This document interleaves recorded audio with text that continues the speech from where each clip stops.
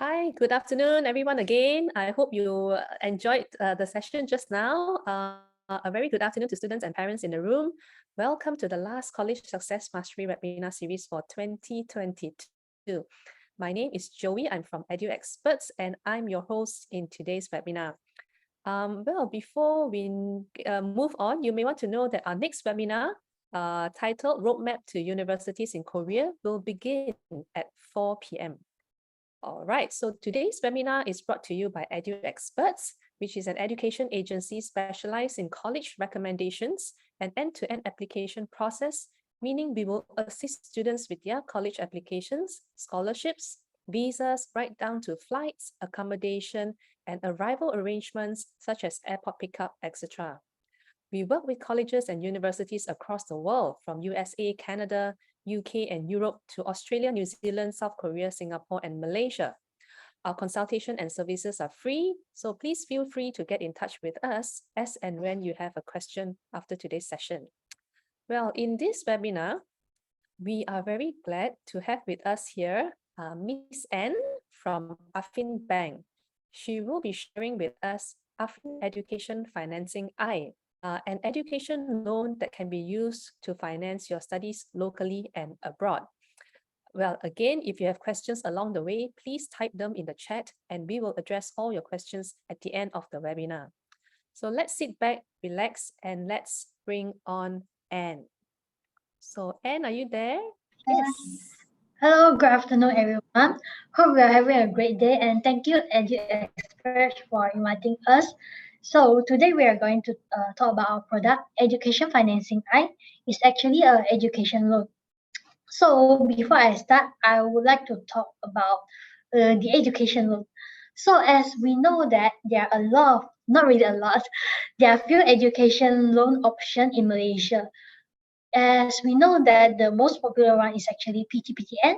Yes, the interest rate is very low, but the problem is, does PTPTN support all of the students? Yep. So that's why we designed this product, Education Financing-i, for the student. Okay, so first, I want to talk about some of the comparison between PTPTN and also some kind of financial aids and those loans like MARA, PTPTN, Kojadi, and so on, and our product, Education Financing-i. Yes, I know that a lot of you have heard about PTPTN. Yes, we know that the interest is very low and it supports the student in terms of financially support. But why do we need to choose Education Financing-i instead of PTPTN? So here are some of the comparison.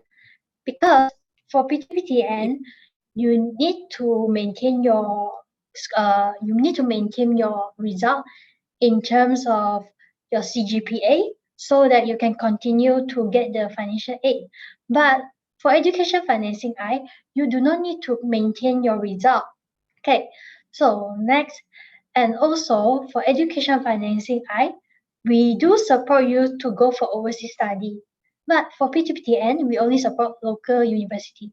It's not like saying that PTPTN is not good, but if you want to go for further study, and if your result is not sufficient enough to apply the financial support, we are here to help you. Because I know that a lot of students, they actually didn't get a very high score or very good result during their study. Probably not because of they are not very good or anything. Just some of the reason, some of the students, they might have their strength in some of the practical course, and some they are more towards those theoretical course. So we wouldn't want the student who are not very good in practical to fail their subject and then end up they stop their study. Yep. So that's why we designed this Education Financing-i for the student. Next, I'll present our product. So, okay. Yep. Now we're going into our product. I would like to talk more about it. So it's called Education Financing-i. is an education loan. Yeah, it's for the student who want to go for their further study, including those local university or overseas university. From foundation to PhD, we do support them for this education loan, as long as the university or colleges are certified by MQA and MQR. I'm pretty sure that you must be curious about, oh, where do I check MQA or MQR? Yes, you can check from their website. And if for the local university or colleges, you can actually check MQR. And for the overseas, you can check MQA. Yeah, this qualification is to certify the college and to make sure the college is verified. Yep. So we also do not want the student to go for we call it that fake university or colleges. Yeah, we want to secure the student too. Okay, next we'll talk about the criteria for the student. Yeah, for the student, we do need the student to be a Malaysian citizen and need to be 18 to 45 years old. If you're lower than 18 years old, I'm so sorry because according to our Bank Negara policy, only 18 and above is eligible to apply the loan. Yep. So if we are 16 or 17, you can actually wait for 1 to 3 years. Yeah, wait for us. We will assist you as soon as possible. And next, the student can be a new intake or either existing student. Means that if we are studying on the second or third semester or even is near to the last semester, you can still apply for this education loan. We are here to help you. So, student, you can also be a part-time or full-time student. Yes, they do have some of the doctor or even nurse. They're actually around they're 30 or something, and they do have their own job. Yep, some of them are part-time or even full-time. They want to go for further study. Yes, you can apply this education loan with or without a joint applicant. But if you want to join without a joint applicant, yes, we do need some of the documents such as your income. And for only one applicant means that if the student is working, we do need your income to be 5,000 per month and above. Yep. So if we are not working is for unemployed student, you can actually join with 1 to 2 co-applicants. So we'll talk about the criteria for the co-applicant. So the co-applicant need to be 21 years old and above. And if there's only one joint applicant, we will need the monthly income to be 5,000 and above. Yet if the income doesn't mean 5,000, yes, we do have another option, which is you can have two joint applicants with the minimum monthly income of 3,000 and above. Okay, what's so special about education financing? So as we know that for others loan, we don't need your immediate family to be the joint applicant. But as AFFIN Bank is encouraging students to go for further study, yes, we change our criteria and policy. Yeah, you can have anyone with this minimum criteria to be a joint applicant. Can be your friends, can be your uncle, can be your sister, brother, or even your boyfriend and girlfriend. Yeah, if they are willing to. Okay, next. We'll talk more about the product features. Yep. For this loan, actually we can provide from 5,000 up to 600,000 for the financing amount. And for the interest rate, it's around 7.75 to 7.24. Yep. How to make the rates lower? It's actually not how to make, just to let you know. If the amount is higher, the rates will be lower. Yep, and for the student, you are able to choose loan tenure from 5 years to 15 years. Yep, you can choose according to your own preference. But normally, I will ask for my student to go for 15 years because the monthly installment will be lower and there will be no penalty if you want to do early settlement. Yep. Okay, so for this loan, we don't really provide 100% of the tuition fee, but we do provide 90% of the coursework and a 5% of insurance coverage. So the insurance is called RTT from Takafu. It's actually to cover death and also TPD, total permanent disability. And this one is actually more likely to be similar like housing loan. It's called a progressive installment, and the student will only pay the interest based on the disbursement amount during their study period. Okay, for example, if we are studying halfway and you wanted to drop out, we will only calculate the interest based on the amount disbursed. So yeah, in order to stop the interest, to continue paying the interest, you can actually inform the bank that you have brought up and so on. Because we do need some of the proof to stop the rolling of the interest. Okay, so for example, for the loan tenure, if we are choosing 15 years and your study period is 5 years, it will be total 20 years. Yep. So during the study period, you don't need to pay for the principal, but you will need to pay for the interest. But no worries, the interest is not that high, it's quite low because this is an education loan. Yeah. For example, if you are studying 5 years and during the 5 year, you just need to pay for the interest only. And after the 5 year, you will need to start to pay for the principal and interest. So some of the students ask me, oh yeah, I'm applying for some of the financial aids and so on. It actually took a very long time from 1 to 3 months to proceed with the procedure and to wait for the loan to approve. But for AFFIN, we actually take 7 to 14 working days only, but with sufficient documents. Yep.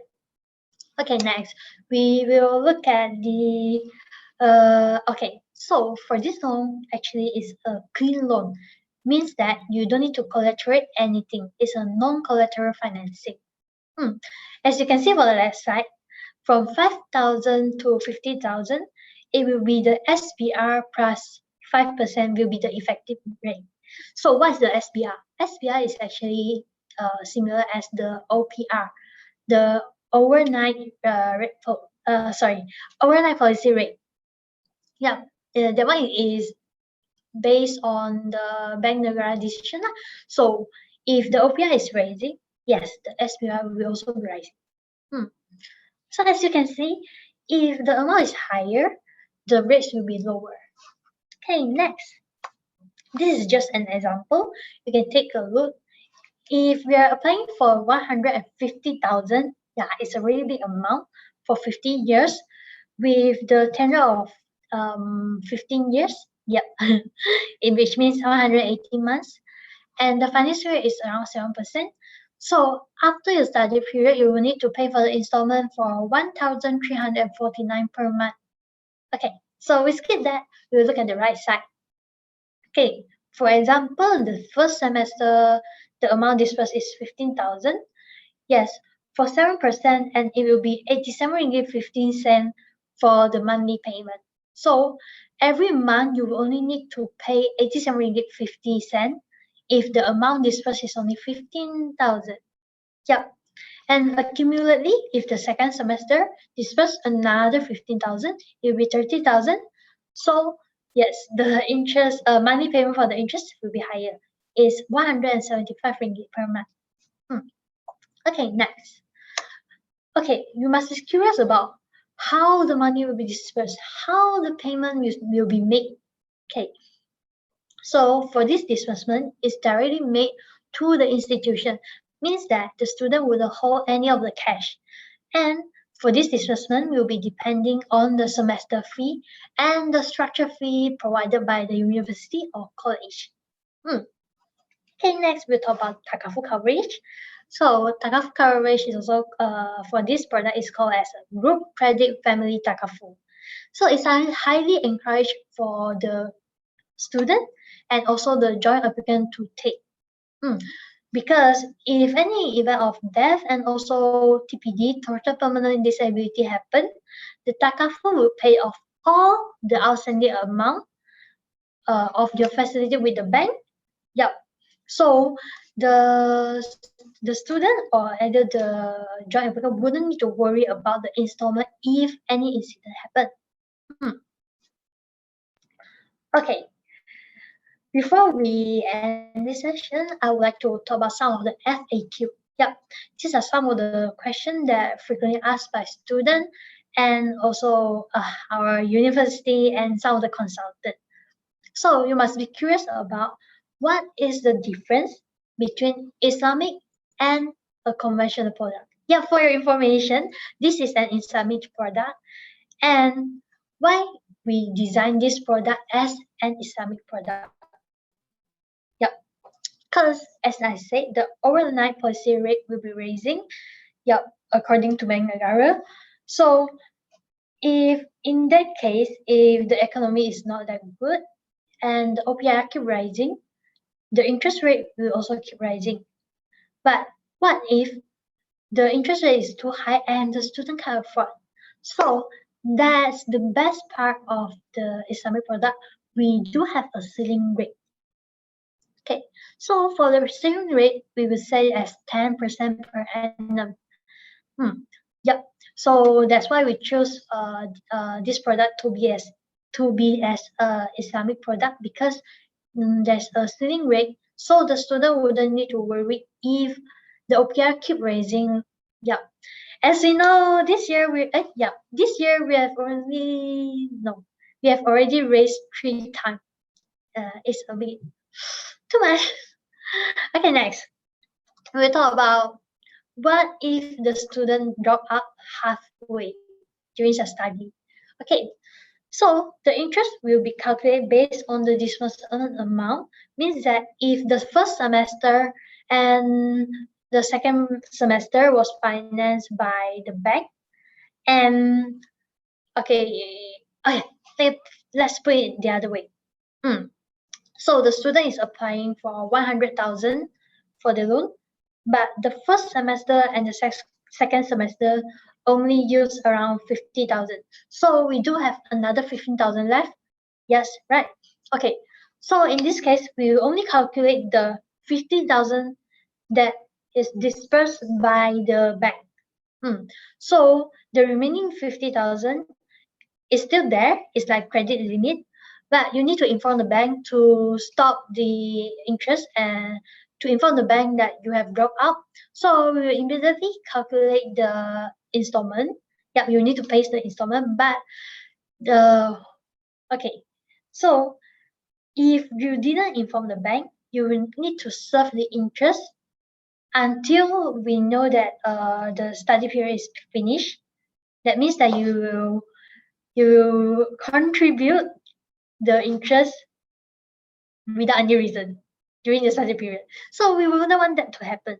That's why we encourage students to inform us immediately if they drop out. Okay, next one. Yep, this one is actually for the institution because some of them they are referring students to us. So we would like to let them know that if the student do has some of the missing in action, they will not need to bear any responsibility. Okay, next. We like to talk about what if the student fail to pay the interest, what will happen? So as we know there is a common sense, if you didn't pay for the installment, yes, you wouldn't disperse the loan for the next invoice, and they do also have some of the penalty. So student, remember to pay for your installment and pay for that, pay for a loan. So make sure your secrets and your computer is clean and is good enough. Okay, next. If the main applicant or the joint applicant has a secrets issue or their DSR means that the debt service ratio bursts, can the loan be proceed? Yeah, I'm so sorry, but this is a no. because if you didn't pay for your installment or your debt, we can't proceed with this education loan. But we do have some of the exception. If you only have one missing in action for 1 to 2 months, and it's a credit card or PTPTN that not more than 500 ringgit, we can still proceed. Otherwise, you will need to wait for 6 to 12 months to proceed with the loan to apply the loan again. So next, if there's any late payment, will the joint applicant secrets be affected? Yep, I know a lot of the parents and the joint applicants, they actually care about their secrets. Yes, if there's any late payment, yep, the joint applicant secrets will be affected. Plus, there's a 1% of penalty you will be charged if there's any late payment. So actually that's all for the education financing I information. If you're interested, you can scan this QR code, or even you can contact Edu Expert because they will actually inform us. Yeah, they do also know some of the information. All right, I think that's the end of the session. If you have any question, you can ask me now.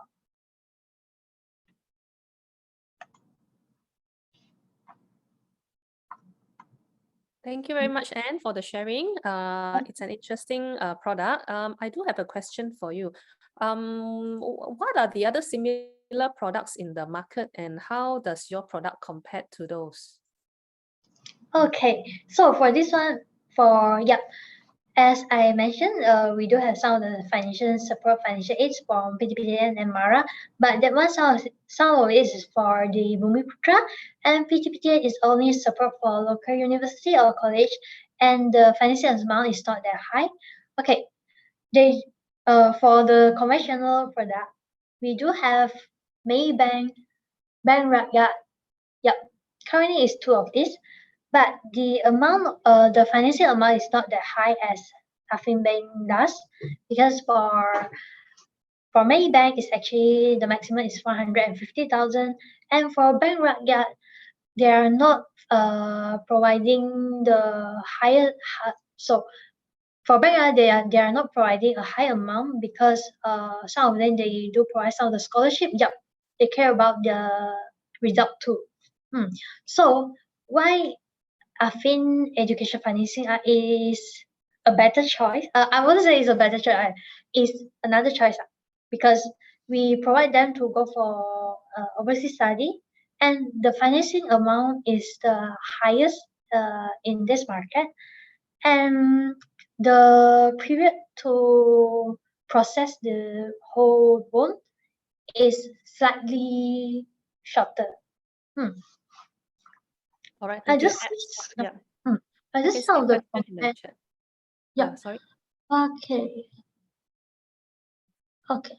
What are others way to pay for college if I don't want to take out student loan? Sorry, I'm not sure what do you mean. I'll take this question, and yeah, so I'm quite familiar with this. So Hasni, I'm assuming you're talking about studying abroad. If not, please type it in the chat. Yeah, so one of the other ways that students can study abroad without taking out a student loan is via a scholarship. So but that requires students to have good grades. There are JPA scholarships, there are MARA scholarships that students can take on to fund their studies abroad. There are also countries in which the cost of education is lower. So if you look at countries like Germany, public institution, there are no tuition fees. Okay, so it's practically free, provided the students meet entry requirement and has a good level of German language proficiency. There are also certain European countries where the fees are a little bit lower, but again, you must still be able to finance the cost of living over there. So unfortunately, scholarships will be the other option. Other than that, go for countries where the cost of education is lower. Okay, I hope I answered your question. Are there any more questions from the audience in the chat? All right. Another question I have for you, Anne, is so I can see that you pay directly to the institution, that means to the college or university. So does that mean that you pay according to the semester in which the fees are due? Yes, correct. We will look at the invoice provided by the university. Okay. And if students get a scholarship at the same time, they are still eligible for the loan? Yes, but we do need to look at the scholarship letter of offer. Yeah, because some of them, for example, if they have applied for example, PTPN, a lot of students they actually apply for PTPN, but they only get 75%, and they still need another 25% of financing amount. They can actually apply from AFFIN Bank. So for this case, we do actually need some of the evidence for the letter offer for scholarship and also the other financial support. Yeah, we need to review and then look at it first. Okay. Yeah, I do see some question. Is the law applicable for American degree transfer program? Yes, as long as it's a we need to see is it a training program, and we need to check the university or the institution whether it's certified under MQA or MQR. Okay. Okay, I just see another question. What can I do if I want to loan 10,000 for international competition fee? Oh, I'm so sorry if for the competition fee, we need to look at it because we only provide tuition fee. So for competition fee, we don't really finance, right? Yeah, I think that's all for the question. All right, thank you. So if there are no more questions, thank you very much, Anne, for the session today. And thank you, parents and students, for attending this session. We will close off the session now, and we will be back at 4 p.m. For our roadmap to Korean universities webinar. All right, so we'll see you back here in the room at 4 p.m. Thank you very much. Thank you so much, everyone. See you soon. Bye bye.